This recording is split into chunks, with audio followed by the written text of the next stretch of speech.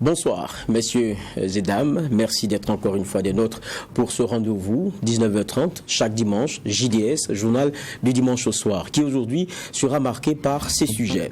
Province de la Kopienga. Les populations n'en peuvent plus de voir la situation sécuritaire se dégrader. La situation est plus qu'alarmante, lance la coalition des ressortissants de la province de la Kopienga. Nous reviendrons sur le contenu de leurs échanges avec la presse ce matin même.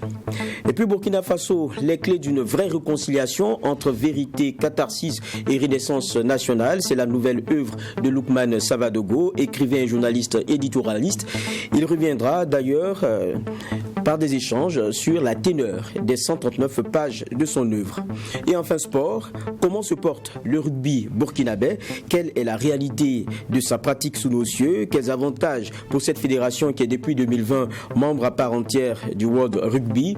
Roland Boro, président de la Fédération burkinabé de rugby, sera avec nous dans ce JDS, journal du dimanche au soir. Et parlant donc de sport toujours, on va s'intéresser à la Ligue 1 Lonabé, 19e journée avec la 4e défaite d'affilée de Salitas pour les matchs retour. Ça sera avec Claude Romba, journaliste sportif. Voici donc le déroulé pour ce qui est de ce JDS, journal du dimanche au soir. On met les pieds dans le plat puisque la première rubrique qui va donc débuter ici et maintenant, c'est celle sécurité. Au cours d'une sortie médiatique, nous le disions en titre, aujourd'hui même dimanche 13 mars, la coalition des ressortissants de la province de la Kopienga a fustigé le sort de sa province. Elle dénonce un embargo imposé par des hommes armés dans les 3 régions de la province, favorisant ainsi une situation humanitaire alarmante. La coalition plaide donc auprès des autorités pour une seconde opération au Tapoinou. Serge Kaboré pour ce reportage. Située à 105 km de Fada, dans la région de l'Est du Burkina Faso, la province de la Kopienga se meurt. Elle est devenue, selon plusieurs témoignages, un sanctuaire de terroristes. Conséquence, la coalition des ressortissants de la province de la Kopienga CRPK est en colère et exprime ses inquiétudes face à la situation. La province de la Kopienga s'amenuise, s'étiole et risque de disparaître de la carte du Burkina Faso si rien n'est fait dans les jours qui suivent. L'administration publique a foutu le camp des 3 communes que compose la province, laissant le libre champ aux terroristes qui imposent leur dictat. L'éducation est morte depuis longtemps dans la province. Les élèves sont livrés malgré eux au vagabondage, risquant du coup de gonfler le rang des terroristes. Désormais, la quasi-totalité de cette partie est du Burkina est devenue un nid des groupes armés terroristes qui y pullulent sans être inquiétés par qui que ce soit. Depuis quelques semaines, l'étau se resserre autour de la ville de Pama du fait du blocus imposé par les hommes armés. Après avoir sauvagement progressé à l'interruption totale de tous les réseaux de téléphonie mobile, Orange, Télécel, Telmob, les terroristes sont montés d'un cran en sabotant les poteaux électriques, plongeant de ce fait les populations dans une obscurité totale et dans une anxiété jamais vécue. Et comme si cela ne suffisait pas, les terroristes se sont arrogés le droit de vie et de mort sur ces populations qui vivent sous leur férule.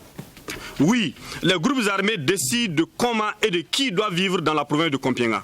En témoignent des exécutions sommaires, des enlèvements de jeunes, des viols et des pillages de bétail et de tout bien matériel. Face à ce sombre tableau qui fait planer le spectre de l'apocalypse sur ces populations, les ressortissants de la Kopienga dénoncent le regard passif des autorités tout en appelant à la prise de mesures urgentes. Sans être des spécialistes de guerre, nous demandons une seconde opération au Tapoinou, ponctuelle et durable afin de nettoyer et purifier la zone pour qu'elle retrouve sa quiétude d'antan. Quant à la suite de cette opération, des volontaires pour la défense de la patrie, VDP, un nombre important soient recrutés, formés et armés conséquemment afin d'assurer une autodéfense pérenne et travaillant en synergie avec l'ensemble des forces de défense et de sécurité. Nous demandons à nos plus hautes autorités, avant qu'il ne soit trop tard, car il est déjà tard, de sauver le reste des populations dont les âmes sont encore en vie en donnant des réponses urgentes à la catastrophe humanitaire qui y sévit. D'ores et déjà, la coalition des ressortissants de la province de la Kopienga a mis en place une chaîne de solidarité afin de venir en aide aux familles restées sur place. Elle lance par ailleurs un appel à toutes les bonnes volontés pour sauver des vies. Retour sur ce plateau, justement avec un membre de la coalition des ressortissants de la province de la Kompienga, en la personne de Amidou Nathalie. Bonsoir. Bonsoir, monsieur Vaya. C'est un plaisir de vous recevoir. Et je ne vous reçois pas seul, je suis avec Bernard Bougma, chef de desk politique WattFM et True TV. Bonsoir Bernard. Bonsoir Geoffroy. On vient de suivre le reportage ensemble et on a vu ce que vous avez pu dépeindre comme situation concernant donc la Kompienga. Bon, la première question que je me pose, c'est que vous décidez de faire une sortie maintenant. Je me rappelle que, si ma mémoire est bonne, c'était le 5 juillet 2021. Il y avait une autre association, c'était l'association des ressortissants de la commune de Madjouari, qui aussi avait fait un point de presse. Maintenant, vous dites, Madjouari, c'est aux mains des terroristes. Eux aussi, c'était la même démarche. Depuis Ouagadougou, ils avaient fait un point de presse. C'était le 5 juillet 2021, le même cri de cœur. Vous pensez que la méthode peut permettre d'avoir des résultats probants, dénoncer ou venir interpeller comme ça? Vous avez toujours foi? Nous avions foi à cela. Merci bien, M. Vaya. Parce que la question qui se pose, la situation qui se pose au niveau de la province de la Kompienga, c'est une situation assez complexe.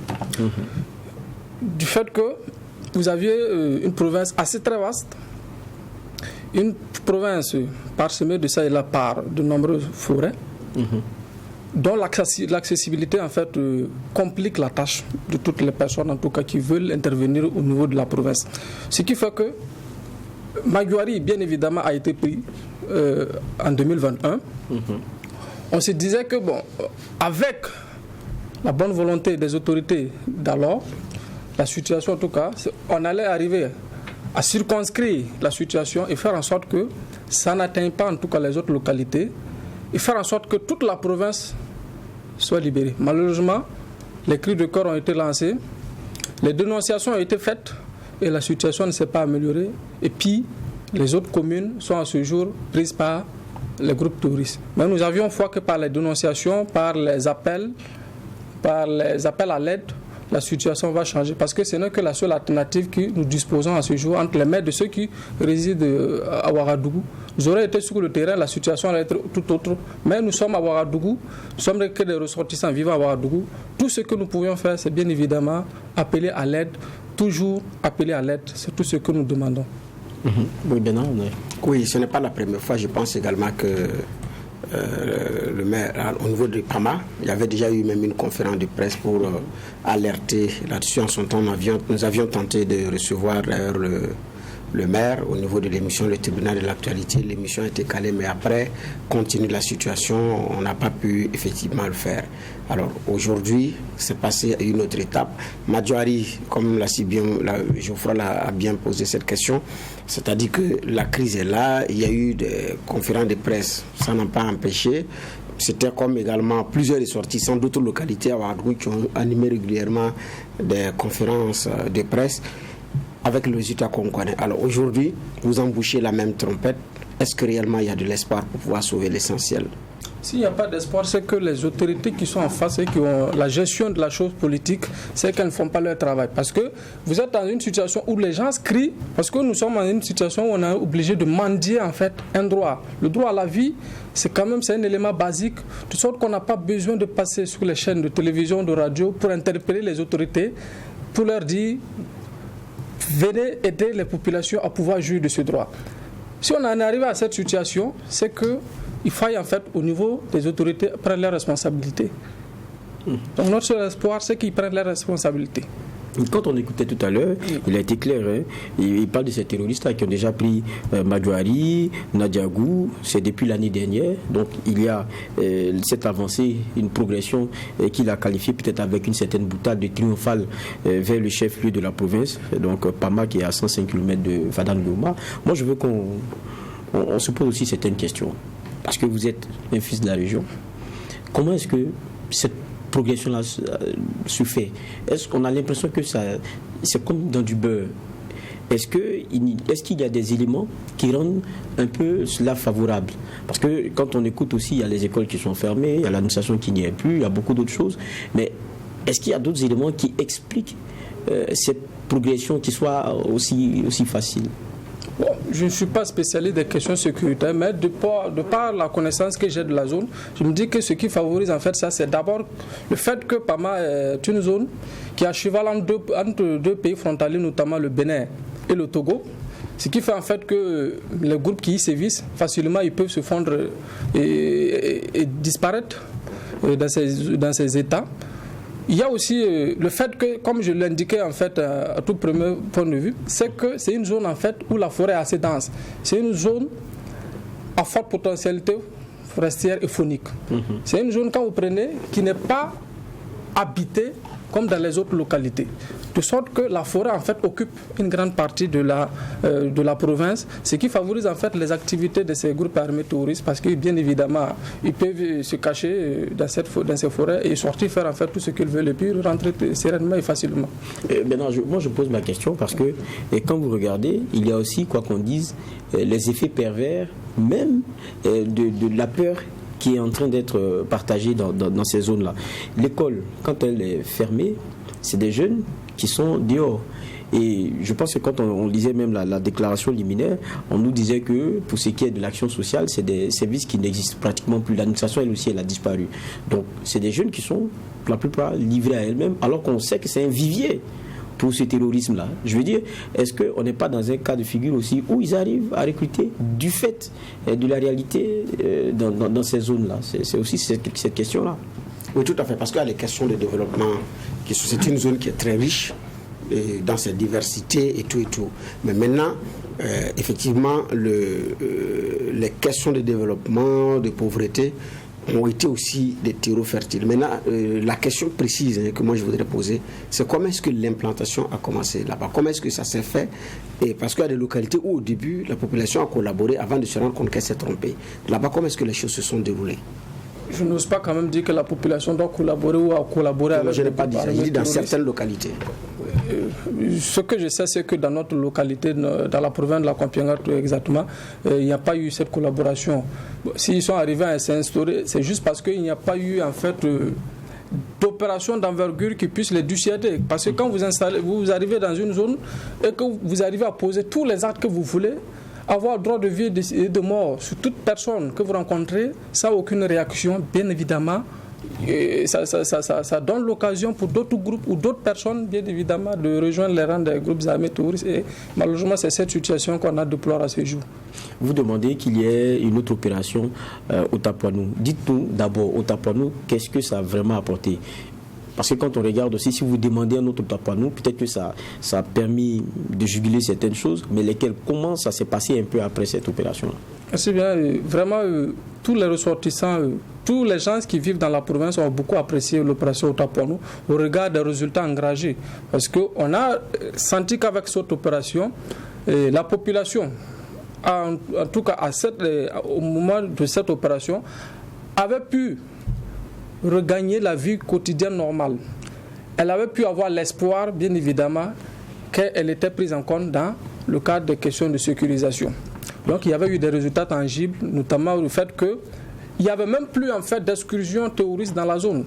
En tout cas, peut-être qu'ils s'étaient cachés, mais il n'y avait plus d'excursions terroristes. Les populations vaquaient tranquillement à leurs occupations quotidiennes, jusqu'à ce que, après l'opération, tout le matériel militaire, tous les militaires, même toutes les forces de défense et de sécurité qui avaient été envoyées dans la zone pour l'opération, ont été déployés dans d'autres opérations, bien évidemment, ce qui fait que vous avez à ce jour qu'un nombre réduit de forces de défense et de sécurité qui assurent la sécurité d'une vaste province.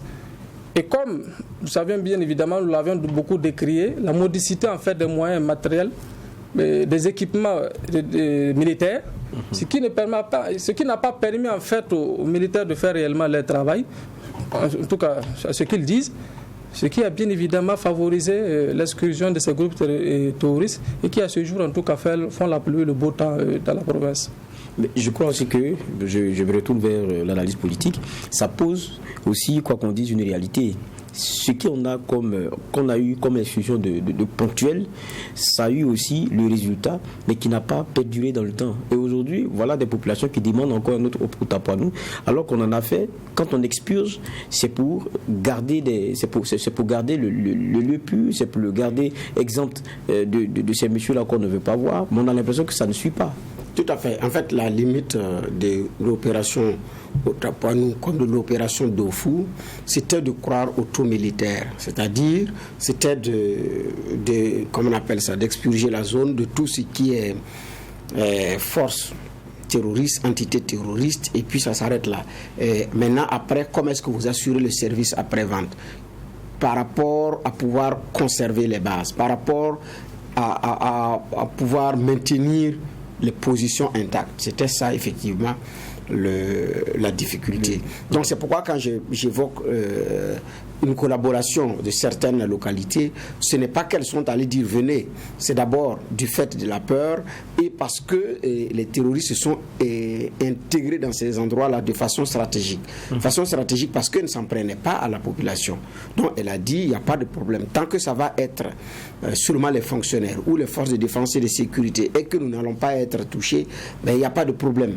Mais après, vous vous rendez compte que c'est une erreur et vous payez effectivement le prix. Et donc, dans les localités n'ont pas subi la même stratégie de pénétration par les groupes armés terroristes. Mais maintenant, effectivement, après l'opération Otapoinou, ceux qui étaient également en face ont changé leur stratégie d'intégration et aussi ont pris du temps pour revenir petitement. C'est-à-dire que ça n'a pas été un effet immédiat, mais après, il fallait naturellement que les ratissages soient continuels.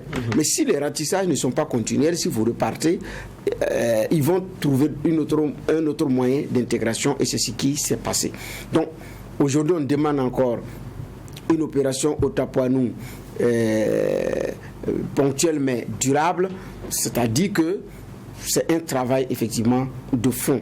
Parce que pour des gens qui ont pris le temps d'intégrer les populations, de recruter au sein des populations, de prendre des complices au sein des populations, de prendre les combattants au sein des populations, ça devient très compliqué. Et là, effectivement, c'était l'une des limites de ces opérations Otapoinou et Dofou, qui après leur passage, l'hydre terroriste est monté même en puissance dans certaines localités après le passage de cette opération-là. Et pour terminer, par exemple, au Sahel, certaines personnes qui avaient des armes par devers elles, à un moment donné, ont pris peur et sont allées enterrer ces armes ou les ont détruites parce qu'ils se sont dit que dans le cadre de l'opération, les concessions seront fouillées et si vous êtes armé, vous êtes en même temps soupçonné. Conséquence, il y en a qui n'avaient même plus ce même moyen, ces moyens-là pour se défendre. Ça, tout ça, on entend. Donc, l'implication de la population pour qu'elle comprenne les enjeux, ça demande du temps aussi. Alors que la question ne se fait pas aussi attendre. Justement, je reviens vers notre invité, M. Hamidou Natali. Tout à l'heure, Bernard parlait de l'implication des populations. Aujourd'hui, il y a ce qu'on appelle les VDP, les volontaires donc, pour la défense de la patrie. Dans certaines régions, ce sont des dispositifs qui ont contribué de façon très importante à résorber ou à freiner, on va dire comme ça, l'avancée de ces terroristes-là. Je me rappelle que le point de presse dont je vous parlais, celui du 5 juillet 2021, l'association des ressortissants de la commune de Madouari disait qu'on veut combattre, on est même prêt pour cela, on veut se faire enrôler. On sait qu'après on a parlé de revoir la doctrine des VDP. Est-ce qu'en la matière, il y a beaucoup parmi les populations qui sont vraiment engagées? Et quelle est la réalité concernant ces VDP-là sur le terrain? En ce qui concerne la question des VDP, il faut dire que les jeunes sont engagés, les populations de la province sont engagées, mais il faudra en fait, pour que cet engagement puisse se concrétiser sur le terrain, qu'il y ait de la volonté en fait des premiers responsables des questions sécuritaires pour dire en fait, bon, nous sommes prêts à vous accompagner dans le cadre de vos luttes et à cet effet, nous voulons en fait recruter, nous voulons armer, nous voulons former. Ce n'a pas été le cas en fait dans la province de la Kompienga. Les jeunes se sont mobilisés en fait pour réellement aider les forces de défense et de sécurité, mais malheureusement on n'a pas senti cela en fait. On n'a pas senti cela. Les autorités militaires et sécuritaires n'ont pas voulu, peut-être, je ne sais pas pour une raison ou une autre en tout cas, n'ont pas voulu trop faire en sorte que les jeunes puissent réellement prendre les armes et défendre. C'est tout à fait c'est vrai que c'est les VDP, comme on aime à le dire, leur travail, c'est bien évidemment pas cela. Quand on en arrive à une situation qu'il faut armer des civils pour qu'ils partent défendre un État, c'est qu'il y a réellement un problème à quelque part, parce qu'il y a des gens qui sont formés, il y a des gens qui vivent de cela, il y a des gens qui ont fait de la défense du territoire une fonction, une profession, ils vivent de cela. Donc les VDP ne doivent pas être en fait la solution qui puisse endiguer le terrorisme au Burkina Faso. Ils doivent être une solution supplétive. C'est quand peut-être on a arrivé à débarrasser la zone, comme on a dans le cas de la province de la Kompienga, où actuellement même c'est difficile pour les volontaires de défense et de la sécurité, les VDP de réellement faire leur travail, parce que comme on l'a dit en fait relevé dans votre reportage, à 500 mètres même de Pama, qui est le chef-lieu de la province, tout est miné. Tout est miné. Vous aviez les routes, c'est pas possible. C'est pas possible en fait. Vous êtes sur un embargo. Personne ne rentre, personne ne sort. Vous aviez des armes, vous aviez des piétons même qui marchent sur des mines qui s'explosent. Même si vous donnez en fait des chars, des avions de guerre à des VDP, ils ne pourront rien faire en fait. C'est pourquoi nous avions demandé bien évidemment opération Otapoinou, et après avoir en fait balisé le terrain et balayé tout ce qui est lié de terrorisme, on pourra maintenant revenir vers les populations civiles pour faire en sorte que ces populations réellement puissent aussi contribuer efficacement à la défense de la sécurité. Maintenant, ce qu'on critique ici, ou ce qu'on était de mettre sur la table, c'est la question de la réponse. Bon, au Tapanou, c'est sous une autre ère, celle Roch Kaboré. Aujourd'hui, on a d'autres militaires qui sont là. Il y a Djibo aussi, dont on parle, avec cette volonté de resserrer les taux autour. C'est un peu la même chose qui est en train de se passer dans la Kompienga. Donc, on est face à une évolution du terrorisme qui demande une réponse plus organisée, une doctrine mieux vue et mieux revue, mais pas seulement des opérations ponctuelles. Est-ce que c'est pas cela qui fait aussi qu'on a un peu l'impression que bon, ça n'avance pas. Ils viennent d'arriver, mais là, est-ce qu'ils ne veulent pas une réponse vraiment globale? Est-ce que c'est pas ce chapitre-là qui fait que bon, on a aussi souvent ces points de presse à répétition? Oui, je vous comprends, parce que ceux qui sont là, ont pour la plupart participé à plusieurs opérations au Burkina, que ce soit au Tapoinou, que ce soit l'opération Dofou, ou les autres opérations qui se sont suivies. D'ailleurs, aux premières heures de la prise du pouvoir d'Amiba, il y a même eu une opération qui a été lancée au niveau du Sahel. Donc, c'est comme on appelle ça, des soldats qui ont pris part à ces opérations-là. Parce que le président d'Amiba était d'ailleurs, il a fait Dori, il a fait Wayugia, il a fait l'Est. Donc, c'est des opérations auxquels ces gens-là ont pris part, soit qu'ils étaient de l'armée de l'air ou de l'armée de terre. En tout cas, beaucoup ont pris part effectivement à ces opérations-là. Donc, naturellement, avec l'évaluation des différentes opérations, avec ce qu'il y a comme réalité, normalement, ils devraient pouvoir s'en sortir. Alors, pourquoi est-ce que sur le front, ça traîne? Pourquoi est-ce que sur le front, effectivement, on n'arrive même pas à l'équilibre des forces? Je ne parle pas d'inverser la tendance. On n'est même pas d'abord à l'équilibre des forces quand on regarde ce qui est obtenu comme résultat. Alors, est-ce que c'est une stratégie qui prend du temps pour se construire pour des gens qui ont déjà été des commandants de force spéciale? L'actuel, comme on appelle ça, chef d'état-major de la gendarmerie nationale, commandait l'USIGN, l'unité spéciale d'intervention au niveau de la gendarmerie nationale, avant de prendre l'ensemble des forces spéciales de la gendarmerie nationale. Comme on appelle ça, le lieutenant-colonel donc d'Ambiba, donc le chef de l'État lui-même, était patron de la 3e région militaire. Avant cela, il a commandé les régiments d'infanterie commando de Dori et de Wayuya. Donc, ce n'est pas des gens qui ne connaissent pas le terrain. Ce n'est pas des gens qui n'ont pas pris part aux différentes opérations. Et je parle des autres qui ont effectivement été nommés. Alors, la question fondamentale, c'est comment est-ce que ils vont attaquer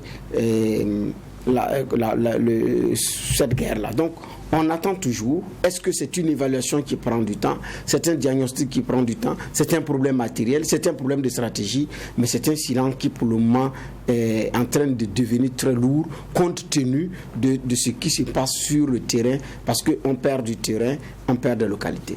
Évidemment, et ça, cela pèse. Je sais que vous avez ce qu'on appelle une chaîne de solidarité pour venir en aide à vos parents là-bas.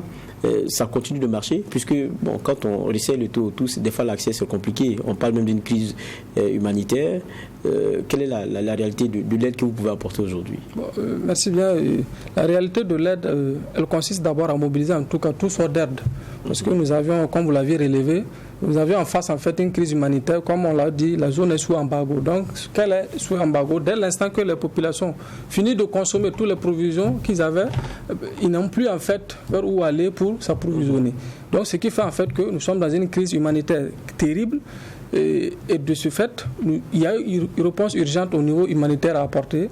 Et toutes les aides en fait sont, sans exception en tout cas, nous la prenons, que ce soit une aide en espèces notamment, que ce soit de l'argent, ou que ce soit des vêtements, que ce soit de la nourriture, nous la prenons. Et Dieu merci, nous avions réellement à ce jour en tout cas les ONG humanitaires qui interviennent en tout cas malgré la situation sécuritaire très compliquée, qui arrivent à intervenir.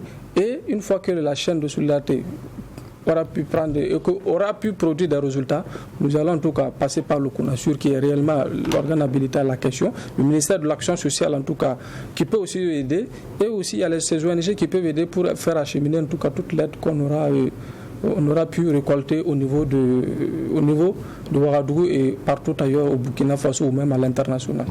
On parle toujours de sécurité, il y a un sujet quand même qui a marqué cette semaine, c'est qu'à l'ambassade de France au Burkina, vendredi 11 mars, donc vendredi dernier, il y a eu la commémoration de la journée nationale et européenne d'hommage aux victimes du terrorisme. Et la commémoration a été aussi marquée par un point de presse qui a été co-animé par l'ambassadeur de France Luc Alade et le général Laurent Michon, commandant de la force Barkhane, sur la réarticulation du dispositif français dans le Sahel. On suit ce reportage et après on échange brièvement là-dessus. La question du retrait de l'opération Barkhane au Mali, la réarticulation du dispositif français dans le Sahel et l'avenir de Barkhane, autant de questions qui ont été abordées ce vendredi par le commandant de l'opération Barkhane, le général Laurent Michon, et l'ambassadeur de France au Burkina Faso. Sur la question de la lutte contre le terrorisme dans la zone des 3 frontières, la France entend continuer la lutte avec les pays qui souhaitent son appui, suivant certaines conditions. Nous allons poursuivre l'appui que nous pouvons procurer aux armées nigériennes, burkinabées et maliennes dans la zone des 3 frontières, par les airs par exemple, à une unique condition, je parle pour le Mali, qu'il n'y ait pas de Wagner. S'il y a des mercenaires russes, et c'est le cas dans la zone d'interdiction temporaire de survol, vous savez que le Mali a décrété qu'il y avait une zone interdite de survol pour nos aéronefs, donc nous n'y allons pas, nous respectons la souveraineté malienne. Là, nous n'appuierons plus les Maliens ou la force conjointe G5. C'est le cas par exemple à Boulikessi. Présente au Mali depuis 2013, la force Barkhane, selon son commandant, a été à la base de plusieurs changements positifs de concert avec l'Union européenne. L'augmentation des capacités des FAMA, donc les forces armées maliennes sont passées de 7 000 à 40 000 hommes en 8 ans de Barkhane. Nous ne sommes pas les seuls acteurs et l'Union européenne a fait beaucoup pour cela également, et d'autres acteurs. Les FAMA sont capables de se redéployer en autonomie. Et nous avons pu, par exemple, procéder à une relève sur position dans certaines garnisons du Nord-Mali, avec des unités FAMA reconstituées conformément aux accords de paix de 2015. Mais vous le savez tous, le choix désormais de pouvoir politique à Bamako est un peu autre. Seulement, depuis l'arrivée des nouvelles autorités maliennes, la coopération avec la France bat de l'aile et le retrait de Barkhane est en cours. L'élément de rupture, vous le connaissez tous, c'est le choix politique de Bamako et le fait que, donc, entre Européens, le président de la République française et ses homologues européens ont décidé le retrait de Barkhane du Mali. Concrètement, ça va se passer en sûreté tactique, en coordination avec l'état-major malien. Donc nous, entre militaires, mettons en œuvre ces décisions politiques en nous coordonnant avec le général Diarra et localement avec les chefs maliens. Le but est le suivant, c'est à la fois sans délai, comme le dit le Premier ministre malien, le plus vite possible, c'est aussi ce que souhaitent les Européens, mais le plus vite possible en étant raisonnable au sens du vide sécuritaire qu'il faut éviter. Un supposé redéploiement de Barkhane vers le Niger ou le Burkina Faso est à proscrire selon le général Michon, qui précise que rien ne se fera sans la demande des autorités des pays concernés. Cette dénomination de redéploiement, de repositionnement, de duplication, laisse imaginer qu'on va faire copier-coller. On n'est plus au Mali, donc on va dupliquer Barkhane au Niger. Ça n'est absolument pas le cas. Ça n'a jamais été le cas. Peut-être que nous poursuivrons cette action si les Nigériens le souhaitent. Peut-être qu'il y aura d'autres choses, mais il n'y a absolument pas de redéploiement ou de repositionnement de Barkhane au Niger. Au Burkina, et il n'y a aucune intention et aucune demande, à ma connaissance, de redéployer quoi que ce soit ou de déployer quelque chose au Burkina venant du Mali. Un peu plus tôt avant, l'ambassadeur de France au Burkina, Luc Alat, accompagné de diplomates européens, a rendu hommage aux victimes de l'attaque de Madrid en 2004. En présence des ministres burkinabés de la sécurité et de la communication, un hommage a aussi été rendu aux victimes du terrorisme au Burkina Faso. Retour sur ce plateau pour aborder cette actualité marquante de la fin de semaine. Je reviens vers Bernard Bougma, chef du desk politique Watt FM et True TV. On a entendu tout à l'heure les propos du général Michon et ceux aussi de l'ambassadeur de France, Luc Alad. On a l'impression qu'il y avait quand même un point important, c'est de lever certains doutes, notamment sur le probable redéploiement de Barkhane dans un pays comme le Burkina Faso. Il ne s'agit pas de ça. Et Alad, l'ambassadeur, qui, quant à lui, précise que ça ne peut se faire qu'à la demande expresse du Burkina Faso. On est dans... Non, c'est pas prévu, mais s'il demande... On va venir. Oh. Convaincant? Oui, effectivement. L'initiative en elle-même suscite d'autres interrogations. C'est ça. Monsieur Vaha, voyez-vous, en diplomatie, l'important c'est de cerner ce qui n'a pas été expressément dit ou expressément clairement exprimé. Voilà. Mm-hmm. Le commandement interarmé du théâtre de l'opération Barkhane est à N'Djamena au Tchad. Barkhane a remplacé l'opération Serval et Épervier. Son QG est à N'Djamena au Tchad. Barkhane n'est pas au Burkina. Barkhane intervient également au Mali à la demande des autorités maliennes. Maintenant, pour la commémoration, on choisit le Burkina. Et ce n'est pas au niveau de l'Union européenne, c'est au niveau de la résidence de l'ambassade de France au Burkina. Et on tient la conférence de presse et on annonce des choses comme ça. Alors, le message, il est clair. Ce qui n'a pas été exprimé, nous n'intervenons que à notre demande, mais je pense qu'il y a d'autres précisions qui y sont. Et nous n'intervenons qu'à la demande des États. Tout ça, c'est connu. Tout le monde sait que si le Burkina n'a pas demandé, la France n'interviendra pas. Parce qu'il s'agit d'une coopération. Donc, on parle de coopération. Donc, il y a une collégialité, il y a une collaboration. Donc, il y a également... Et ça, c'est par consentement mutuel, maintenant matérialisé sur un papier. En 2015, on a revu la coopération pour intégrer les questions de lutte contre le terrorisme. Il n'y en avait pas. Marc Christian Kaboré, avant sa chute, a également acté, a signé encore de nouveaux accords qui permet maintenant, comme on appelle ça, officiellement à Barkhane d'intervenir, mais seulement aérien. Si nous nous fions à ce que Newton Ahmed Bari a pu avoir comme information et relayé sur sa page Facebook, c'est ce qui a été dit. Maintenant, la précision, c'est que, puisque après la chute du président Kaboré, on a vu des communiqués de Barkhane qui annonçaient des opérations qui ont été menées avec des terroristes qui ont été neutralisés, et la question c'était de savoir comment est-ce que ça arrivait, parce que même Emmanuel Macron avait annoncé que le Burkina n'acceptait pas les interventions conjointes avec son armée, et ça c'était connu. Donc la précision c'est à la demande, c'est une précision qui est de trop, c'est vrai, mais ce n'est pas beaucoup plus là. Je pense qu'il y avait un autre message que le général Michon, l'ambassadeur de France, avait pour les nouvelles autorités burkinabées. Je pense que ce message-là, il a été clairement exprimé aussi. Je vous lis un bout de phrase. Peut-être qu'on va en faire une interprétation. Il dit « L'effet sur le groupe terroriste de l'opération Kélétigui, menée par les Maliens avec les mercenaires du sud vers le centre du Mali, c'est ceux qui parlent de Wagner, ou des Russes, ça accélère le mouvement des groupes terroristes le long de la frontière et sur le nord du Burkina, évidemment. » Oui, ça on reconnaît que compte tenu de l'offensive malienne, il y aura un repli sur nos pays. Le Niger, le Burkina, parce qu'on partage, il y a une zone de 3 frontières, c'est connu, on partage des milliers de kilomètres avec le Mali et le Niger. Et donc, normalement, ces 3 pays devaient parler le même langage, avoir les mêmes partenaires par rapport à la lutte contre le terrorisme. Malheureusement, les 3 pays ne parlent pas le même langage. L'attitude du Niger vis-à-vis de la France, c'est différent de l'attitude du Burkina, c'est différent de l'attitude du Mali. C'est déjà un problème.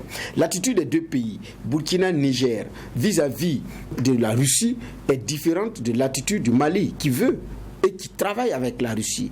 Bon, pour certains, c'est Wagner. Les autorités maliennes disent que c'est d'État à État. Poutine reconnaît qu'il y a d'autres forces. Maintenant, ce n'est pas l'État russe qui est mêlé. Malheureusement, les 3 États concernés et qui souffrent, qui sont éprouvés par les attaques terroristes ne parlent pas effectivement le même langage. Mais à cette même conférence de presse, le général Michon a été clair. Il a dit qu'ils n'interviendront pas dans un pays qui travaillera avec Wagner. Alors que le Mali clame, à qui veut l'entendre, que ce n'est pas Wagner, bon, on pourra comprendre le Mali, et personne aussi ne veut s'encombrer de ces choses-là. Donc il faut trouver la parade, dire que c'est avec l'État russe et tout. Bon voilà, bref. Mais quoi qu'il en soit, je pense que le message qui est venu pour être porté aux autorités burkinabées, c'est vous ne changez pas de coopération. C'est ce que moi je comprends. Parce que j'ai dit, pour une commémoration de ce genre, le Barkhane a un QG de commandement et ce n'est pas le Burkina. Même si au Mali aujourd'hui la situation est tendue, c'est N'Djamena au Tchad. Et puisque c'était la commémoration également des victimes comme on appelle ça, du terrorisme des membres de l'Union européenne, mais l'Union européenne également un siège à Ouagadougou, mais c'était pas là-bas. Donc là, c'est une initiative française portée par toute l'Union européenne, mais le message aussi était clair. Je pense que les nouvelles autorités en poste ont bien compris ce message-là, parce qu'on s'est posé la question de savoir, conférence de presse de Barkhane dans un pays où il n'y a pas Barkhane. Je vais revenir vers notre invité, Amidou Nathalie. On écoute le débat. Vous êtes au cœur combien de Burkinabés qui ne peuvent pas forcément rentrer dans leur village, dans leur région, parce que la situation est difficile. On pense souvent aux parents. Et puis, il y a ce débat-là aussi qui est en train d'être mené. Vous êtes sensible à ça? Vous vous dites quoi? C'est comme certains le disent, quand il y a le feu à la maison, même l'eau sale, si on ne l'aime pas, on peut l'utiliser. Ou bien il y a la question de principe que vous gardez aussi, partagée par certains. Bon, il faut plutôt fortifier nos offres domestiques et que la coopération, voilà, il faut le penser autrement. Je suis de ceux qui pensent en fait que les questions sécuritaires, c'est des questions de souveraineté. On ne sous-traite pas en fait la sécurité. De sorte que il appartient d'abord aux États concernés par les questions d'insécurité de prendre toutes leurs responsabilités. Maintenant, la coopération, elle n'est pas interdite. Tout cela va dépendre en fait des clauses, des conditions qu'on y insère en fait dans ces contrats de coopération. Je ne suis pas de ceux en fait qui pensent que opération Barkhane, que les militaires soient sur le terrain en train de combattre avec nos forces de défense et de sécurité. Je suis de ceux qui pensent que même si coopération il y a, que ce soit une coopération notamment en matière de formation, en matière de disponibilité de logistique, surtout la coopération pour moi doit se limiter à là. Donc, la question de souveraineté, la question sécuritaire, elle doit être d'abord l'apanage du Burkina Faso avant d'être un quelconque apanage de coopération avec d'autres États, que ce soit la France ou même d'autres États.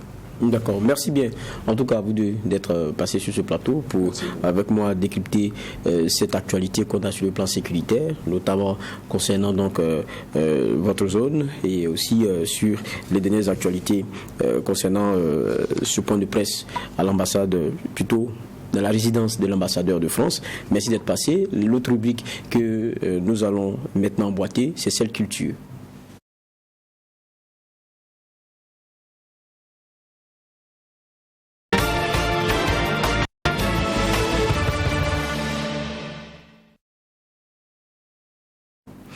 Et dans la partie culture, on va s'intéresser à une œuvre. Après son premier ouvrage, Se réconcilier ou périr, qui a posé le diagnostic de la réconciliation nationale, le journaliste éditorialiste Loukman Savadogo est revenu sur la scène littéraire burkinabé avec un livre, avec son deuxième ouvrage donc. Le titre de cet ouvrage, c'est Burkina Faso, les clés d'une vraie réconciliation entre vérité, catharsis et renaissance Renaissance nationale. Ce deuxième ouvrage a été présenté jeudi dernier et c'était le diplomate Mélégué Maurice Traoré qui donc le présentait. Il disait de l'œuvre, elle n'est pas trop volumineuse mais très dense et que ce livre rendra service à tout le monde. On parle justement de ce livre aux 138 pages avec l'auteur, son auteur, Lukman Savadogo. Bonsoir et merci d'être avec nous. C'est un plaisir de vous recevoir. Moi aussi, c'est un plaisir d'être sur ce plateau. Voilà. Et je le disais, on sait, c'est un livre en quatre grandes parties. Ce qui est central, c'est la question de la réconciliation nationale. Votre premier ouvrage, c'est réconcilier ou périr. Le deuxième, il y a encore la question de la réconciliation en son cœur. Pourquoi cette question de réconciliation vous tient tant à cœur? Je pense que c'est un sujet assez grave pour notre nation, et si bien qu'on ne peut pas se lasser d'en parler tant qu'on n'aura pas fini avec. Donc la question ici, c'est que le premier ouvrage était, comme je dis, une sorte de diagnostic d'une situation. D'accord. Tout comme quand quelqu'un se rend chez le médecin parce qu'il il chauffe ou il a un malaise, il faut d'abord procéder par un diagnostic et puis après on va prescrire un médicament. Et ici, le médicament qui avait été prescrit par moi-même, mais aussi bien par les acteurs qui regardaient la situation nationale, c'était de dire qu'il faut une réconciliation. Donc on peut dire que ça c'est comme le produit ou le médicament qu'on achète en pharmacie. Mais là, quand vous achetez un produit, il faut bien savoir l'utiliser. Et donc il y a une notice à l'intérieur qui vous donne la posologie, comment il faut l'utiliser, sur quel temps pour faire un traitement. Et donc ce second livre vient compléter le premier qui était le diagnostic. Ici maintenant, si on y voit, c'est comment est-ce que on peut mettre en œuvre, comment on traite de la question. Évidemment. On sait que c'est un sujet qui vous tient à cœur et pour cela vous le décortiquez entièrement dans ce livre-là que je présente. C'est bien Burkina Faso, les clés d'une vraie réconciliation entre vérité, catharsis et renaissance nationale.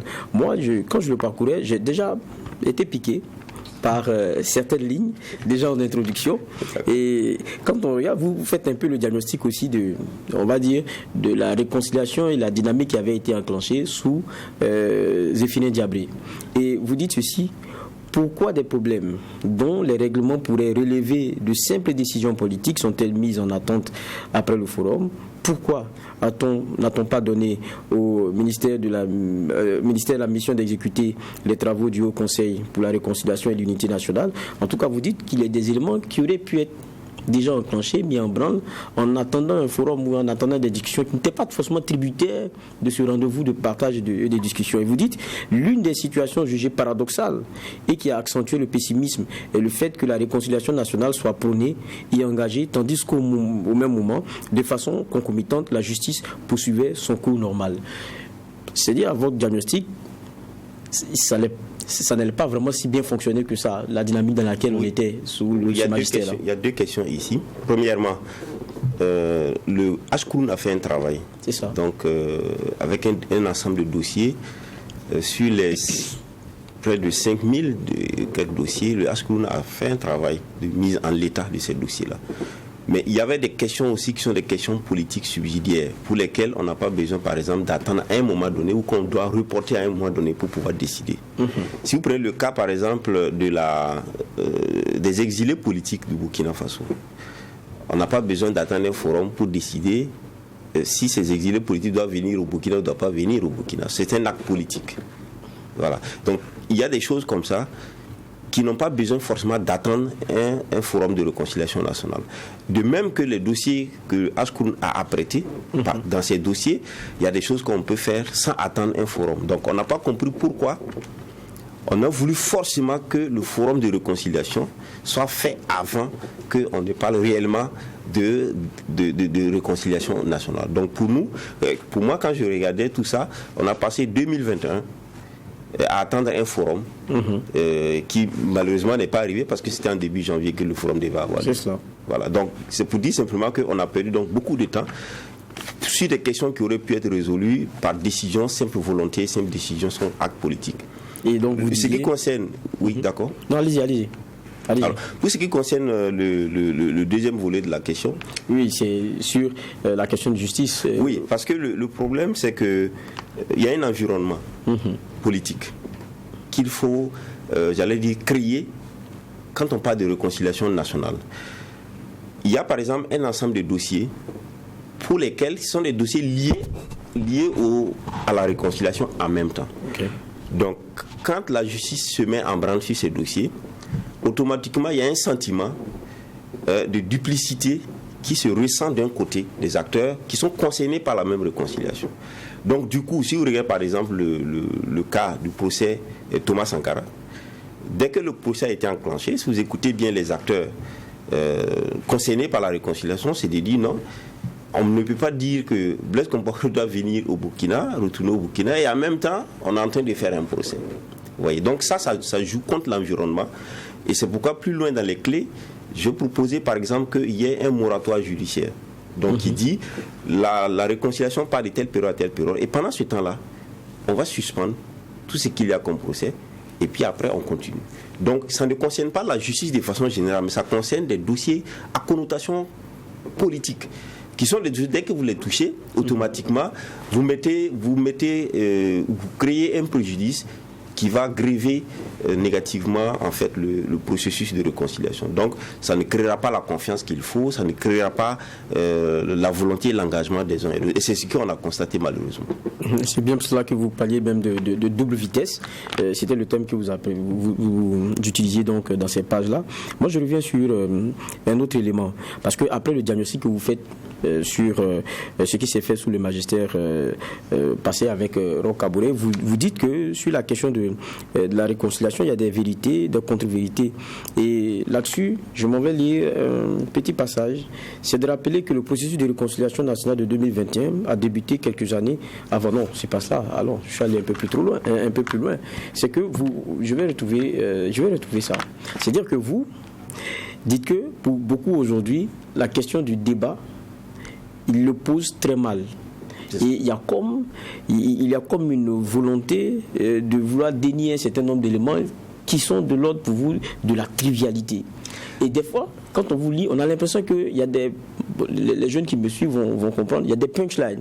Parce que vous parlez même d'OSC, je vais retrouver d'ici. Vous parlez même d'OSC, c'est ça, oui. D'OSC qui ont participé à une période qui est celle de la transition, au cours de laquelle la dynamique de réconciliation a été enclenchée. Peut-être qu'ils ne le savent pas, mais qui aujourd'hui viennent encore remettre des choses en cause alors qu'ils en sont conscients. C'est ça, c'est en fait l'histoire un peu de notre mémoire à nous, au Burkina. On oublie vite ce que les actes que soi-même on a posés. En 2015, le processus de réconciliation qui a été continué par le régime Kaboré est né en 2015 sous la transition parce qu'il y avait la commission nationale, la commission réforme et réconciliation, unité et réconciliation nationale. C'est cette commission qui en réalité a posé les bases de la réconciliation nationale et même a recommandé la mise en place du Ashkroun qui a été donc mise en place maintenant par le régime Kaboré une fois élu. Donc la réconciliation tire sa source dans la transition. Mais on s'est rendu compte que ceux-là même qui étaient à un moment donné farouchement dans la réconciliation, ce sont les mêmes acteurs qui ont animé la transition. Donc finalement, on se posait la question de savoir, est-ce qu'on ne reconnaît pas l'acte qu'on a soi-même posé hier, aujourd'hui, ou est-ce que c'est un peu faire, comme on dit toujours, un peu faire un peu de la surenchère, etc. On ne comprenait plus. Mais seulement c'était pour rappeler que s'il y a réconciliation, et bien sûr, c'est né à un moment donné, et ceux qui étaient en ce moment-là, c'est bien sûr ceux qui se plaignent. Mais là, il y a comme un règlement de compte, et j'ai retrouvé la phrase. On peut donc juste s'étonner de l'incohérence de certains discours continuellement à rebrousse-poil du responsable d'OSC, bon nombre pourtant, qui étaient des têtes pensantes de la transition, ont eu à poser et à soutenir ces actes. Non, il n'y a pas de règlement de compte, c'est un rappel historique. D'accord ? Pour dire qu'on ne comprend pas la posture. Parce que si hier, sous la transition, on était bien sûr, on a validé des actes qui ont été faits sous la transition, si ces actes continuent aujourd'hui, on ne peut pas. Ce serait vraiment paradoxal. On ne peut pas revenir pour les remettre en cause. Donc ça, c'est un rappel historique à la mémoire de ceux-là qui ont, au souvenir aussi de ceux-là qui ont travaillé simplement sous la transition. Ils doivent donc s'assumer parce que ce sont leurs actes qui continuent. Et vous abordez les choses aussi de façon frontale. Quand je prends le chapitre 3, je pense que je suis encore dans la première partie, mais j'emboîte la deuxième. Vous dites la réconciliation nationale synonyme d'impunité, c'est une question qui est posée. Et dans le 3.1, les fonctions d'une justice, vous dites quelque chose d'assez intéressant. Beaucoup de gens voient la justice à travers le seul prisme de la fonction de punir et de sanctionner. Mais il leur échappe le fait qu'au-delà de ces deux fonctions, l'essence sociologique de la justice, une fonction pacificatrice, c'est de pacifier, créer l'harmonie dans les relations au sein de la société. Je ne vais pas dire le procès, parce qu'après vous parlez du rôle thérapeutique, vous définissez le rôle éthique et pédagogique, le rôle sociologique, et tout cela vous continuez ainsi. Vous dites beaucoup s'arrêtent à une dimension punitive. Pour eux, la justice, c'est ça son rôle. C'est d'abord de punir et ne voit pas au-delà et ne voit pas la contribution qui devrait être la sienne dans l'édification de cette réconciliation. Oui, en fait, c'est un peu pour rappeler l'objet de la justice dans la société, la fonction de la justice dans la société, qui est une fonction de pacification. La justice, quand elle sanctionne ou qu'elle punit, c'est pour contribuer donc à cette mission de pacification. Elle est aussi pédagogique, parce que quand elle sanctionne, elle fait de la pédagogie. Mais elle est aussi thérapeutique, parce que quand elle sanctionne, elle fait aussi une thérapie. Donc c'est pour dire que quoi ? La sanction ou la punition n'est pas seulement, j'allais dire, le seul moyen par lequel la justice se manifeste. On peut avoir la justice sans que ça soit passé par une punition. Donc c'était juste pour rappeler que quand on s'arrête, on s'arc-boute sur le caractère punitif sur la punition uniquement, on peut laisser de côté d'autres possibilités ou d'autres valeurs que la justice essaie de mettre dans la société. C'était juste pour rappeler en fait cet aspect qu'on ne voit pas la justice sous un seul prisme, sous cette dimension, mais qu'il y a plusieurs dimensions de la justice. Ce qui fait que par exemple, on peut avoir un procès, un très bon procès, et même d'ailleurs l'adage dit que un mauvais arrangement vaut mieux qu'un bon procès. Ça veut dire que quoi ? Ça veut dire que souvent on peut avoir un procès peut finir par ne pas condamner quelqu'un qui est supposé être coupable, mais pendant ce temps le crime il est là. Donc on peut prendre l'exemple de la Côte d'Ivoire aujourd'hui avec Babo Laurent, envoyé à la CPI pour crimes de guerre, crimes contre l'humanité et tout, 3000 morts et quelques. Il a été acquitté, il est revenu en Côte d'Ivoire. Et pourtant, les morts sont morts réellement. Il y a les victimes qui sont là. Donc la justice, si c'est seulement le caractère de punir, et quand on n'arrive pas à punir, il y a tout un pan important qui reste et qui ne profite pas aux victimes. Parce que la nécessité ici, c'est quoi ? C'est que quand on fait la justice, il faut qu'on puisse réparer. Et s'il n'y a pas de réparation, parce que la justice s'est arrêtée au caractère de punition et qu'elle n'a pas pu punir, et que ceux qui sont donc les victimes sont laissés à elles-mêmes, c'est aussi un élément limitatif de la justice. Et c'est pourquoi j'essaie de montrer les autres dimensions qu'il faut prendre en compte. Et vous dites aussi que nos tribunaux ne seront pas capables d'apporter la vérité, en tout cas, et la justice dans un certain nombre de dossiers. Ça, oui, c'est une assertion, vous êtes ça, je suis tout à fait, oui, là je suis formel. Je prends par exemple le cas récent de Yirgou. Si vous prenez le cas de Yirgou, il y a à peu près une vingtaine, entre 15 et 20 présumés coloniaux qui sont donc dans la procédure. Officiellement, on a dit qu'il y a eu 56 morts, je crois. En tout cas, autour d'une cinquantaine. Mais officieusement, aussi du point de vue de ce que les organisations indépendantes et de ce que la communauté dit, c'est plus de 200 morts. Donc si vous faites un procès ici, vous pouvez faire un procès qui sera partiel, parce qu'il ne peut pas couvrir tout le phénomène. Vous finissez de juger les 20, mais écoutez, vous n'aurez pas jugé pour les 200 autres morts qui restent, ou les 100 et quelques morts. Donc c'est pour dire simplement que les tribunaux ne peuvent pas toujours apporter la vérité et la justice. Il faut toujours compléter cette justice-là, cette procédure judiciaire par autre chose qui donc va faire appel à ce que j'en appelle la justice transitionnelle, qui offre d'autres mécanismes où on peut atteindre la vérité réellement. Vous parlez même d'hybridation judiciaire. Tout à fait. Comment vous l'apercevez ? L'hybridation judiciaire, c'est de dire qu'on peut partir sur les deux types de justice qu'on a. Une qu'on a et une qu'on peut donc essorer. Il s'agit de la justice classique, mais aussi de la justice qui repose sur des mécanismes traditionnels. Je dois dire que ça existe déjà au Burkina Faso, d'une certaine façon. à Banfora, par exemple, et si vous prenez Tolé Sayon, qui est aujourd'hui chef de canton, il travaille étroitement avec, par exemple, le tribunal de grande instance de Banfora. Et il y a des dossiers pour lesquels, les dossiers de terre et autres, qui sont assez complexes, que la justice ne peut pas. Mais qu'il juge lui-même en traditionnel et que la justice donne donc forme de choses jugées. Donc c'est pour dire que, et même les Tchatcha au Rwanda, c'était aussi des mécanismes traditionnels qui ne sont pas classiques, qu'on a essayé d'incorporer. Donc c'est pour dire simplement que on peut aussi avoir, pour des dossiers qui sont des dossiers où la justice est capable de les juger, la justice les jugera, la justice classique, moderne, mais il y a des dossiers pour lesquels la justice classique ne pourra pas. Parce que ces dossiers-là, par exemple, les éléments pour pouvoir constituer la procédure n'existent pas. Mais c'est les faits qui sont là qu'il faut juger. En ce moment-là, la justice traditionnelle ou toute autre forme de justice, toute autre forme de mécanisme endogène offre plus de possibilités pour juger ces problèmes. Il n'y a pas de problème qu'on ne peut pas juger avec les mécanismes africains. Il n'y en a pas. Mais le problème en justice classique, il y a des moments où il y a des limites. Donc les dossiers, il y a même des dossiers qui ne sont pas en justice classique, qui ne sont même pas connus de la justice classique, mais qui sont des faits de la société qui aujourd'hui ont une charge émotionnelle. Donc comment on règle tout ça? Donc c'est pourquoi, au cas par cas, il faut prendre le type de justice qui peut permettre d'aboutir à la vérité et à la réparation. Cette hybridation judiciaire, vous la détaillez de façon très claire dans cette œuvre-là. Et moi, à la page 79, il y a ce que vous énumérez comme les principes cardinaux d'une réconciliation. Vous parlez d'une forte autorité. Après, vous donnez des exemples. Est-ce que c'est pas ce qui a manqué aussi? Parce qu'on a eu beaucoup de processus de réconciliation, ça n'a pas donné ce qu'il fallait. Quand bien même on est arrivé à des moments où on a eu des propositions qui étaient très intéressantes, notamment avec un conseil des sages et tout.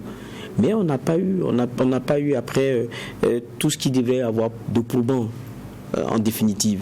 Est-ce que c'est pas ça, cette forte autorité-là qui manque à la fin? Bien sûr, parce que tous les processus pratiquement de réconciliation nationale qu'on a pu essayer d'examiner, l'aspect de l'autorité est apparu comme étant l'élément déterminant et décisif. On peut avoir la volonté à s'engager dans un processus, mais il arrive des moments où, contre soi-même, ou de façon impopulaire, on est obligé de prendre à charge de décider. Et ça, c'est là où l'autorité intervient. Et j'ai cité des exemples. C'est cela. On prend le cas de Mandela, ou même de Frédéric de Klerk, au temps de l'apartheid. Il n'était pas permis à un président blanc en Afrique du Sud d'oser, par exemple, aller contre l'apartheid, qui était une loi normale de la République.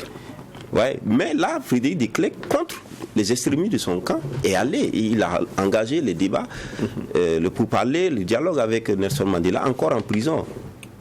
Mandela, même quand il est devenu président aussi, il y a eu des cas où il a usé de son autorité. Par exemple, on lui a demandé de changer sa garde. Les extrémistes de son camp lui ont dit non. En tant que président africain, on va leur rendre le coup. Tu ne peux pas être gardé par des blancs. Il faut que ce soit des noirs. Il a dit non. J'ai en rêve une nation arc-en-ciel. Et pour ça, je dois donner l'exemple. C'est cela. Et il a refusé en laissant sa garde mixte ou en faisant sa garde mixte. C'est le cas aussi, par exemple, où ces extrémistes ont demandé à débaptiser l'équipe de rugby, le Springboks sud-africain, pour lui donner un nom noir africain. Il a refusé parce qu'il a dit c'est l'identité de tous les Sud-Africains. Si on débaptise, on créera le même problème qu'on avait créé. Mais il y a même un film là-dessus. Il n'a pas dit et puis c'est passé comme ça. Les gens étaient franchement contre. Mais il a dit non. Et c'est aussi le cas récemment, si on regarde, le cas même Ouattara en Côte d'Ivoire. Gbagbo Laurent, il a 20 ans de prison normalement. Dans le cas de la BCEAO, il est condamné à 20 ans. Mais il est rentré au pays au nom de la réconciliation. On ne l'a pas arrêté. Donc c'est quoi? C'est l'autorité du président qui incarne, j'allais dire, l'intérêt supérieur. Donc la raison d'État vaut qu'il ne soit pas arrêté. Donc ça, c'est l'autorité qui le fait. Comprenez, invoquer la raison d'État, c'est l'autorité. Donc s'il n'y a pas d'autorité dans un processus de réconciliation, écoutez, ça risque de ne pas aboutir. On ne va pas tout dire du livre parce que c'est bon que les uns et les autres s'en procurent et puissent donc se délecter du contenu. J'aurais donc une dernière question, et là elle est actuelle. Vous l'abordez dans vos conclusions. Vous dites l'avènement du mouvement patriotique pour la sauvegarde et la restauration MPSR est à considérer comme un atout majeur pour la réconciliation. Je m'arrête là. Quelle dynamique peut être impulsée? En quoi est-ce que c'est un atout et qu'est-ce qui est possible? Alors, l'atout majeur que le MPSR bénéficie, c'est de n'être d'aucun camp. Vous savez, depuis 1966, le Burkina connaît une suite de ruptures politiques. Alors, il y a les bourreaux aujourd'hui, demain qui deviennent victimes, après des mecs qui sont encore bourreaux, et c'est depuis comme ça la quarantaine d'années qu'on a passé. Si bien qu'aujourd'hui, les acteurs politiques que vous voyez, ils ont été un jour bourreaux, et ils ont été un autre jour victimes.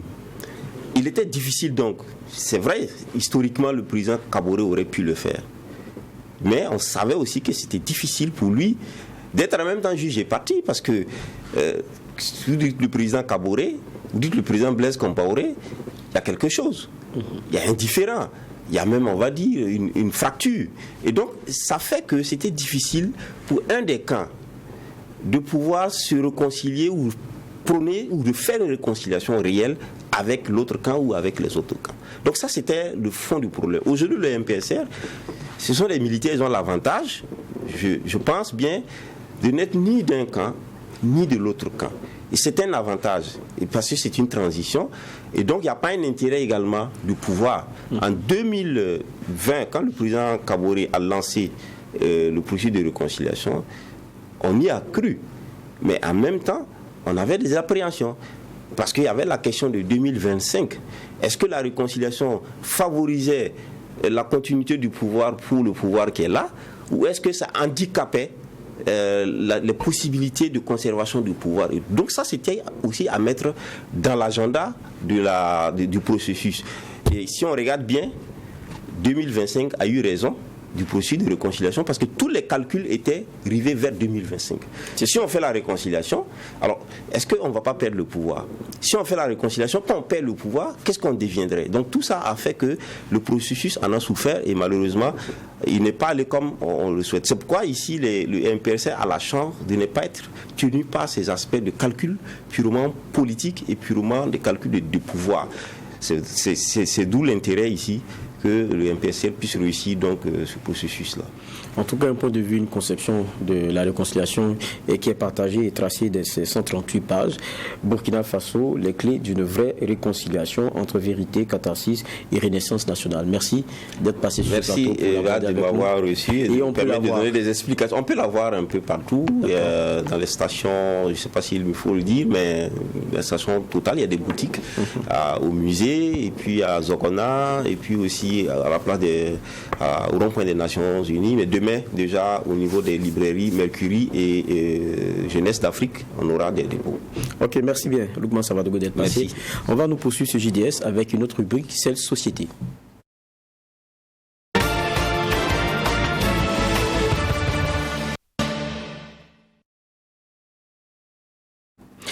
La formation du gouvernement de la transition intervenue le 5 mars dernier consacre, on le sait, la création d'un ministère plein chargé des affaires religieuses et coutumières. C'est une première au Burkina Faso et pourtant cela avait été demandé par plusieurs structures et aujourd'hui le regard qu'on peut avoir est pluriel et quelquefois contradictoire. Nous l'abordons dans ce reportage qui est signé Abdoul Rahim Nigné.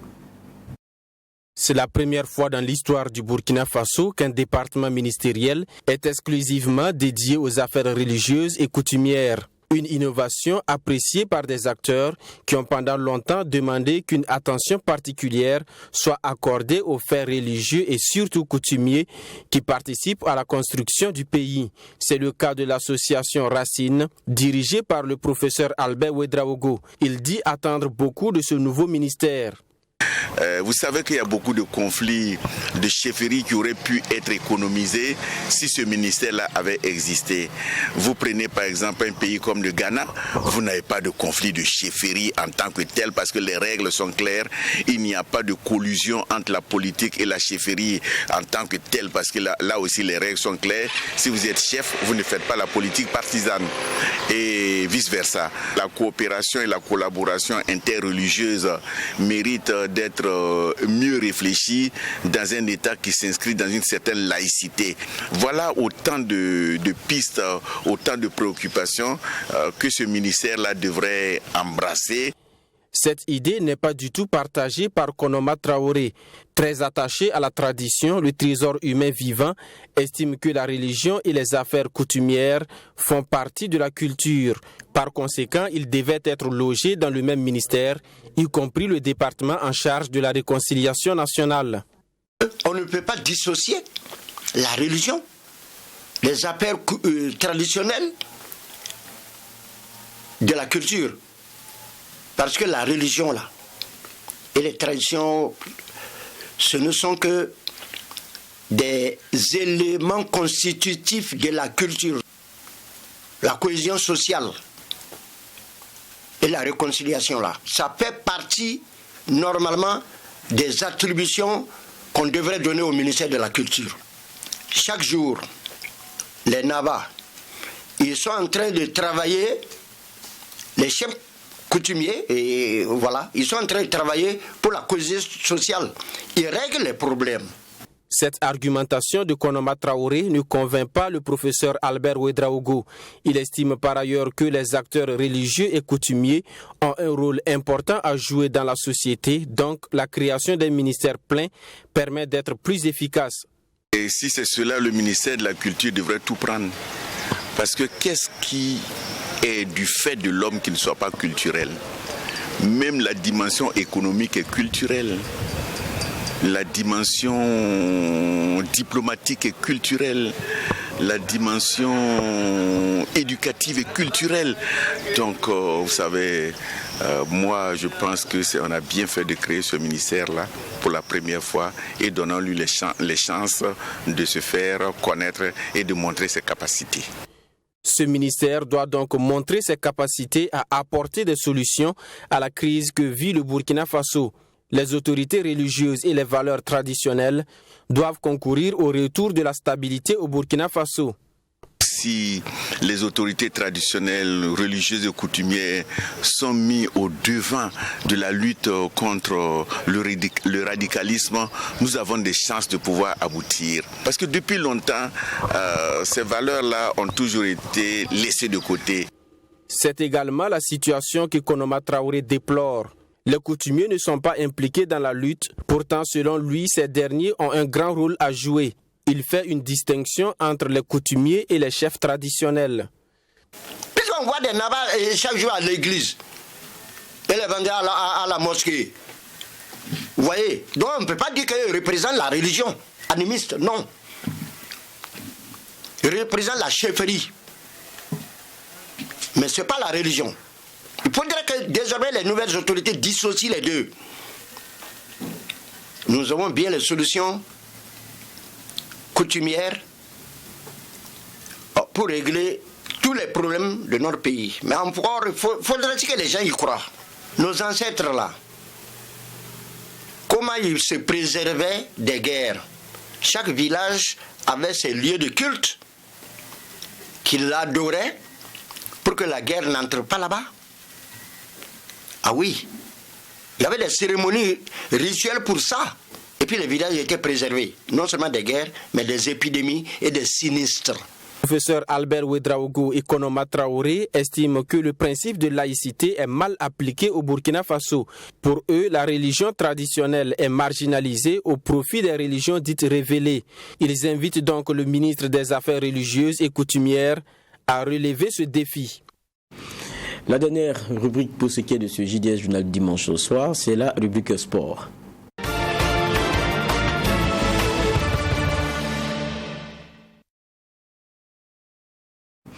Et celui qui est avec moi chaque dimanche pour cette rubrique sport, c'est Claude Romba. Bonsoir. Bonsoir, Geoffroy Var. c'est un plaisir de vous recevoir. Très content, en tout cas, chaque dimanche, c'est un plaisir renouvelé d'être sur ce plateau par le sport. En tout cas, plaisir partagé. On reçoit aujourd'hui Roland Boro, président de la Fédération burkinabé de rugby. Bonsoir. Bonsoir, Geoffroy.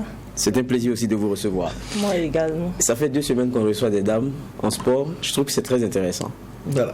Une fois que le sport se conjugue au féminin aussi, bon, je pense que c'est tant mieux. On va revenir sur beaucoup de choses. Une femme à la tête d'une fédération de rugby, il y a beaucoup de questions à poser. Ceci dit, on va d'abord commencer à parler football avec la Ligue 1 Lunabé, 19e journée. Une 4e défaite d'affilée pour Salitas, 2-0. C'était face à l'AS Police et c'est dans ce reportage qui nous est proposé par Assami. C'est la 4e défaite d'affilée de Salitas depuis la phase retour du championnat. En difficulté en ce moment, les Colombes de Ouaga 2000 se sont enfoncés de plus face aux policiers. Dès l'entame du jeu, ces derniers ont été sans pitié. La première erreur de Salitas a été une occasion pour ouvrir la marque. On joue seulement 4 minutes et Adama Ouedraogo fait douter Salitas malgré cette réaction de Bachirou Sawadgo bien captée par Sayon. Daniel Ouedraogo tente également sur coup franc de tromper Sayon, mais le portier de l'AS Police reste vigilant. Salitas pousse toujours et obtient un but, mais le deuxième assistant indique une position avancée de Moudi Cissé. Contre le cours du jeu, Rodri Kamassié, sur un service de Abdoulaye Karago, marque le deuxième but à la 39e minute. L'AS Police mène 2-0 à la pause. De retour des vestiaires, Bachirou Sawadgo tente à nouveau une frappe lointaine, mais c'est sans compter sur la vigilance de Daniel Sayon. Après cette tentative, plus rien ne sera fait jusqu'au coup de sifflet final de l'arbitre. Une défaite qui annonce une crise au sein des Colombes. Quand l'équipe ne marche pas, vous venez de dire qu'on vient de faire 4 défaites, donc logiquement il y a une crise. Et maintenant il faut chercher des solutions pour que la crise prenne fin. Il y a une crise, mais moi je pense qu'il y a toujours des solutions pour remédier à cela. Je ne peux pas parler de 10e jeu parce qu'il reste beaucoup de matchs. Moi je suis venu trouver une équipe malade. Donc il fallait chercher des solutions. Jusqu'à présent, on n'a pas trouvé les solutions, mais je pense que ça ira dans le futur. La solution, moi je pense qu'il y a en un premier temps de chercher à bien défendre d'abord. Et maintenant, quelques occasions qu'on va se procurer, arriver à les concrétiser aussi. Parce qu'il faut savoir qu'on n'arrive pas à bien défendre. Donc moi je pense qu'il faut commencer par là. Et maintenant chercher à des points dans le futur. Du côté des policiers, on se frotte les mains avec ces 3 points de plus. Une équipe qui a joué avec Inam, une équipe qui a montré qu'elle a de belles choses à défendre, une équipe qui a montré qu'elle a de la valeur, une équipe qui a montré qu'elle a la dignité et qu'elle peut se battre jusqu'au bout et que rien n'est joué. Je pense que je dirais bravo. Les acteurs, c'est les 11 qui ont été sur le terrain. Nous, on a calqué, on a dessiné et ils ont réalisé. Bravo à eux. Salitas, avec cette énième défaite, dégringole et risque de rentrer dans la zone rouge, la zone de relégation. Retour sur ce plateau, et je l'ai dit, on est avec Claude Romba et Roland Boro, président de la Fédération burkinabé de rugby. Claude, quelques infos avant de venir à notre échange sur le rugby? Oui, par rapport à cette 19e journée de face au foot, il faut dire rien ne va plus pour le Colombes de Ouaga 2000, vous l'avez vu, 4e défaite d'affilée, et surtout pour le nouvel entraîneur Kisolo qui a son 9e match sur le banc des Colombes. Ça fait 6 défaites, 2 victoires et 1 match nul, donc 7 points pris sur 27 possibles, donc 20 points de perdu. Ça devient difficile pour les Colombes de Ouaga 2000, mais à qui la faute? Il est venu hériter d'une situation qui était déjà pas facile pour le Colombes de Ouaga 2000, donc l'électrochoc n'a pas été au rendez-vous, en tout cas pas pour le moment. L'étoile filante de Ouagadougou ce soir même a étrié le Rail Club du Kadigo 4-1. L'AS Sonabel en première opposition ce soir au stade Issoufou Joseph Konombo a fait jeu égal avec l'Union sportive des forces armées, 1 but partout. Hier, l'ASFA Sénégalais a été surpris sur ses propres installations par Kiko FC 3-1. L'AS Police, on a vu, a battu le Salitas 2-0. La SFB a perdu face à Majestic Sporting Club donc du côté de Bobo de l'Assaut 2-1. La SEC de Koudougou a au stade donc de Koudougou a pris le meilleur sur vitesse, 1-0. 1-0 également pour la SK qui retrouve le sourire face au RCB, et l'AS Douane a réussi également à s'imposer face à Royal FC 1-0. On peut dire que malgré sa défaite, l'ASFA reste toujours en tête de ce championnat avec 32 points. Les Faux, grâce à sa victoire, donc dauphin de ce Faso Foot avec 31 points, et également l'AS Douane 31 points également sur le podium. Et puis un fait marquant également, c'est aujourd'hui, Salitas est donc avant-dernier de ce championnat, donc relégable de ce Faso Foot. Voilà ce qu'on pourrait retenir de cette 19e journée du Faso Foot. Et on laisse le Faso Foot pour le rugby, et c'est pour cela que je me retourne vers Rolande Boro, qui est notre invité. Je rappelle qu'elle est la présidente de la Fédération burkinabé de rugby. Je sais que ceux qui nous regardent se posent la question, mais c'est une dame qui est présidente de la Fédération de rugby. Ça fait quand même, c'est votre deuxième mandat. Hein? Oui. Depuis, je pense, vous l'avez renouvelé en 2020. Oui, en 2020. Dites-moi, comment ça commence, cette passion pour ce sport où nous, on ne voit que des garçons pour la plupart du temps grands et bien musclés? C'est une passion pour le sport en général. D'accord. Et pour le rugby en particulier. Comme je l'ai dit, j'ai aimé ce sport à cause des valeurs qu'il véhicule, le partage, la convivialité, le respect et l'intégrité. Toutes ces valeurs, c'est vrai que les autres disciplines l'ont également, mais au niveau du rugby, c'est beaucoup prononcé. Donc, c'est ce qui m'a plu dans le rugby. Auparavant, je pratiquais d'autres disciplines. Finalement, j'ai opté pour le rugby. C'était quelle discipline avant? Et pourquoi le coup de cœur comme ça pour le rugby? J'étais l'athlétisme d'abord au lycée Wenzen Koulibaly. Et ensuite, je me suis essayée au basket. Mais comme je vous l'ai dit, le rugby, c'est vraiment quelque chose... Il y a quelque chose... qui est... Vous aimez les sensations fortes. Voilà. Parce qu'il y a beaucoup de que le rugby possède, que je n'ai pas trouvé ailleurs, en fait. Voilà. Et justement, maintenant, vous êtes à la tête de la Fédération burkinabé de rugby. C'est-à-dire, ça, c'est maintenant l'aspect organisationnel, c'est beaucoup de choses. Donc, vous travaillez dans ce monde-là avec ceux que nous voit à l'écran là. Est-ce que c'est facile, une femme à la tête d'une fédération de rugby? Être à la tête d'une fédération... Femme ou homme, ce n'est jamais facile, surtout au Burkina Faso, ce n'est jamais facile. Il faut avoir ses convictions, il faut avoir sa passion et son idéal, ses objectifs qu'on se donne pour ce sport. C'est ça. Voilà. Alors, je me rappelle que je pense que votre réélection c'était en 2020. Oui, tout à fait. Oui. Mais vous êtes passé limite. Oui, tout à fait, effectivement. Et vous avez des challengers qui étaient quand même cette fois-ci costauds. Oui, c'est ça. Mais c'est ça le sport. Et c'est ça aussi qui fait la beauté. Voilà. Mais contrairement à peut-être ce qu'on connaît au football, on a reçu plusieurs tendances au sein de notre fédération burkinabé de football. Il y a des bisbilles, c'est vraiment pas facile.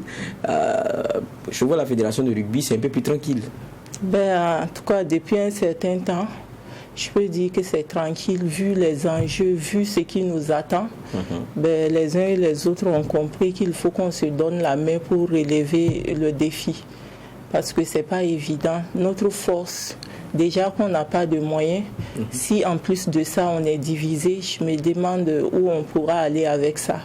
Donc ensemble, en tout cas, on a décidé de se donner la main pour pouvoir relever le défi. Parce que c'est pas ça aussi qui fait qu'on tait un peu les bisbilles du côté donc, de la Fédération burkinabé de rugby, parce qu'il n'y a pas assez de moyens par rapport au football.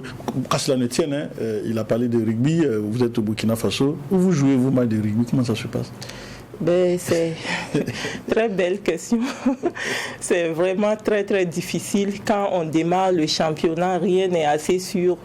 À tout moment, à la dernière minute, le programme peut changer. Donc, c'est pas évident. Sinon, nous jouons au René Monori, tantôt au niveau de Bobo Dioulasso. Il y a le terrain le stade, souvent c'est au niveau du stade Sangoulé La Mezana, voilà. Et puis le terrain de RCFB, je crois. RCFB, oui. Voilà. Mais est-ce qu'ils sont adaptés? Parce que quand on regarde, il y a des lignes quand même qui doivent être différentes. En fait, c'est pas adapté, mais au niveau du rugby, il y a des traçages qu'on fait pour adapter et mettre les poteaux et les protections. C'est ça qui fait la différence. En tout cas, on arrive à s'adapter avec ça. Est-ce qu'il n'y a pas un projet de construire un stade de rugby au Burkina? En fait, depuis quelques années, on est là-dessus et ça n'a pas encore abouti. Et on espère que cette fois-ci, en tout cas, nos autorités auront une oreille. En tout cas, ils vont se pencher là-dessus parce que quoi qu'on dise, au niveau du sport, il faut aussi prôner la diversité. Tout le monde ne peut pas être au foot et il faut donner la chance à tout. Est-ce que vous avez un terrain? Vous avez déjà Oui, tout à fait. On a de l'espace au niveau de l'arrondissement 10 que le maire en son temps avait bien voulu, en tout cas, nous donner pour pouvoir, en tout cas, afin qu'on puisse réaliser un terrain, qu'on puisse faire des réalisations dessus. C'est les moyens qui ont manqué, mais je pense et j'espère que d'ici là, on pourra vraiment faire, parce que c'est imminent, il nous faut un terrain, vu le niveau où nous sommes actuellement. On ne peut plus être là tout le temps dans l'incertitude quand on doit jouer un match. C'est vraiment difficile. Vous avez parlé du niveau, je pense que déjà, depuis que vous êtes arrivé, en termes de diplomatie, ça va. Vous intégrez le World Rugby et là, vous jouez pour le moment les éliminatoires de la Coupe du Monde du rugby. Peut-être que le Burkina sera qualifié à la Coupe du Monde du rugby, pourquoi pas? En tout cas, c'est notre souhait, mais c'est assez difficile. En fait, il faut dire que au niveau du Burkina, la fédération n'était pas encore affiliée depuis des années, dont en 2018, on a reçu l'affiliation partielle en tant que membre associé. Et en 2020, on a été full member. Full member, ça veut dire que maintenant, on a droit à participer aux éliminatoires de la Coupe du Monde. World Rugby en termes de plan de formation, ils prennent en compte le Burkina Faso et on est parmi, en tout cas, les pays que World Rugby suit désormais. Wow. Voilà, donc c'est pour cela qu'il était très important. Et au niveau de cette fédération mondiale aussi, il est demandé à ce que chaque région ait une représentante. Au niveau de World Rugby et donc au niveau de Afrique Rugby, c'est moi qui ai été désigné pour représenter en tout cas le rugby féminin au niveau de World Rugby. Vous êtes membre du World Rugby? Tout à fait, oui. C'est une belle victoire. Hein? Vous parlez des performances, on est dans le top 8, c'est top 8 africain? Oui. Mais moi je me rappelle du fait qu'on a été repêché pour une CAN, on a laminé, c'était des Namibiens, 53-2. Le Burundi. C'était le Burundi, voilà. Oui. 53-2. Oui. Quand j'ai fait mes recherches, c'est le score qui m'a vraiment frappé. Je me dis, mais les gens qui n'ont pas de stade, c'est vraiment compliqué. Des entraînements, c'est vrai qu'on vous aide. Je sais que c'était janvier 2021, il y avait un stage intensif qu'on vous avait permis. Et moi, je me pose la question, est-ce qu'il y a quand même un ministère qui vous accompagne de temps en temps? Comment ça se fait, la collaboration? Comme toutes les autres fédérations, nous bénéficions d'une subvention au niveau du ministère des Sports. Mais ça, il faut le dire que c'est insignifiant. Mais déjà, il y a un effort qui est fait. Voilà. Et en tout cas, ce que vous dites, c'est pertinent.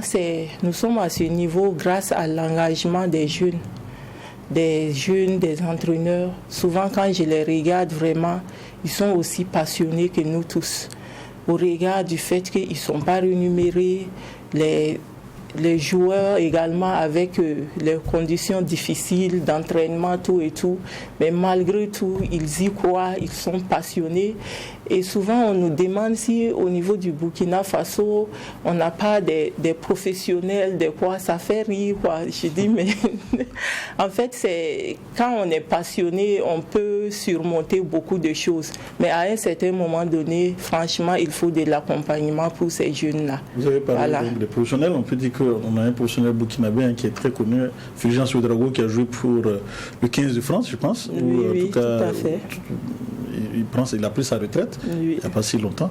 Il y a des pistes de collaboration avec vous? Comment ça se passe? Tout à fait, il y a des pistes de collaboration avec Fulgence Ouedraogo. Et là, il était en train de penser, de voir dans quelle mesure il peut peut-être, en tout cas, réaliser, essayer de voir si il y a la faisabilité qu'on ait une académie au niveau du Burkina Faso. On a des échanges, en tout cas il est très très engagé et même pour ce tournoi top 8, je pense qu'il sera à nos côtés pour nous accompagner. Mais voilà. Il y a le règlement qui permet, il peut jouer pour le Burkina. Oui, avec le nouveau règlement 8 de World Rugby, les internationaux qui sont presque en fin de carrière ou qui sont en fin de carrière peuvent jouer pour leurs équipes, pour leur pays. Donc il y a la possibilité, mais souvent ces internationaux aussi ont leur calendrier, ont leur programme. Donc ça dépend. Toujours est-il que nous allons lui faire la proposition. C'est évident qu'avoir un Fulgence Ouedraogo dans notre équipe, ça va faire changer beaucoup de choses. Mais là, on joue les éliminatoires de la Coupe du Monde, hein? Oui, à Marseille. D'accord. Du 1er au 10 juillet 2022. Nos chances. Si on gagne, on est qualifié pour la Coupe du Monde. Pourquoi se soupiller? Non, en fait, souvent, on est beaucoup optimiste. Mais avec l'optimisme, il faut aussi être réaliste. Quand on sait qu'au niveau du Burkina Faso, on n'a même pas un endroit pour pouvoir se retrouver quand on veut, c'est assez difficile. À ce niveau, vraiment, on n'est plus à ces petits, c'est vraiment du haut niveau. Et on joue contre la Namibie, qui est une équipe, chaque Coupe du Monde, elle est présente. Donc, c'est vraiment du lourd. Peut-être que Fulgence va nous accompagner. On sait également que Christo Izabanov vous accompagne aussi, le député suisse, pour la réalisation du stade. Non? Il est très engagé à nos côtés. Il y a aussi l'ambassade de France et il y a l'ambassade de l'Afrique du Sud aussi, parce qu'on a un coach sud-africain qui aussi vient nous soutenir. Et on a un tournoi en Ouganda. Ça, c'est les éliminatoires de la Coupe du Monde de rugby à 7 qui doivent se tenir en septembre 2022 à Cape Town, en Afrique du Sud. Donc, à cet effet, on a 6 joueurs qui doivent aller faire un stage en Afrique du Sud. Voilà. Et vous, on a bénéficié de l'accompagnement du ministère des Sports. Nous, on a un rendez-vous ici, à Bobo? Oui. Au niveau du Burkina Faso, ça c'est le rugby féminin où nous devons jouer une poule de 3, la Côte d'Ivoire, le Cameroun et le Burkina Faso. Voilà. C'est dans quel mois? Au mois de mai. D'accord, on sera présent pour faire vivre cela à nos téléspectateurs, ne serait-ce qu'à travers des reportages et tout. En tout cas, merci bien d'être passé, Roland Boro, sur ce plateau. Merci, c'est moi qui vous remercie. C'est un plaisir. J'ai la coup vivant du côté du rugby. Ouais. Voilà. Je rappelle que c'est la présidente de la Fédération burkinabé de rugby. Merci aussi, Claude Lomba. Merci à vous, Geoffroy. Voilà, merci. Okay. Et c'est la fin donc, de ce JDS, journal du dimanche au soir, que j'ai pris plaisir d'ailleurs à présenter. Je vous retrouve dimanche prochain, 19h30, c'est la bonne heure. Et d'ici là, portons-nous bien.